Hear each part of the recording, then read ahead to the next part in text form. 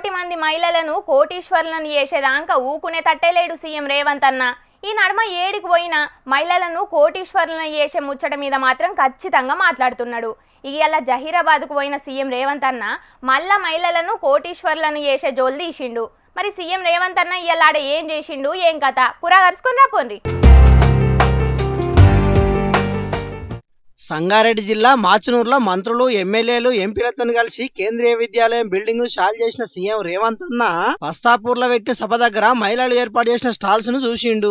అట్లనే మహిళా సంఘాల ఆధ్వర్యంలో ఏర్పాటు చేసిన పెట్రోల్ బంక్ కూడా షాల్ చేసిండు. ఇగాడ పెట్టిన బహిరంగ సభలో మాట్లాడిన సీఎం రేవంత్ అన్న రాబోయే 5 ఏళ్లలో రాష్ట్రంలో 1 కోటి మంది మహిళలను కోటీశ్వరులు చేసుడే మా ప్రభుత్వ లక్ష్యం అన్నాడు.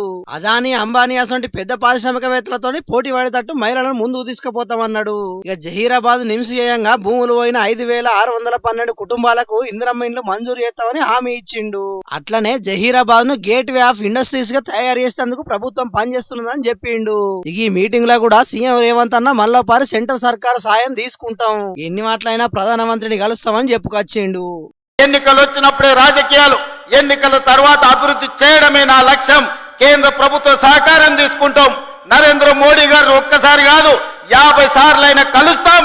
మనకు రావాల్సిన నిధులు తెచ్చుకుంటాం, తీసుకోవాల్సిన అనుమతులు తీసుకొస్తాం. మొదటి నుంచి మాజీ సీఎం కేసీఆర్ అసెంబ్లీకి అత్తలేడని సీఎం రేవంత్ రెడ్డితోనట్టుగా మంత్రులు కూడా విమర్శలు చేస్తున్నారు కదా, ఆ ముచ్చట మళ్ళా యాద్ చేసిండు. ప్రతిపక్ష నాయకుడికి నేను విజ్ఞప్తి చేస్తున్నా, రండి శాసనసభ మాట్లాడండి. మీ 40 ఏళ్ల రాజకీయ అనుభవాన్ని మాకు సూచనలు ఇవ్వండి. ఎక్కడైనా మేము తప్పు చేస్తే సరిదిద్దుకోవడానికి మాకు సూచన చెయ్యండి.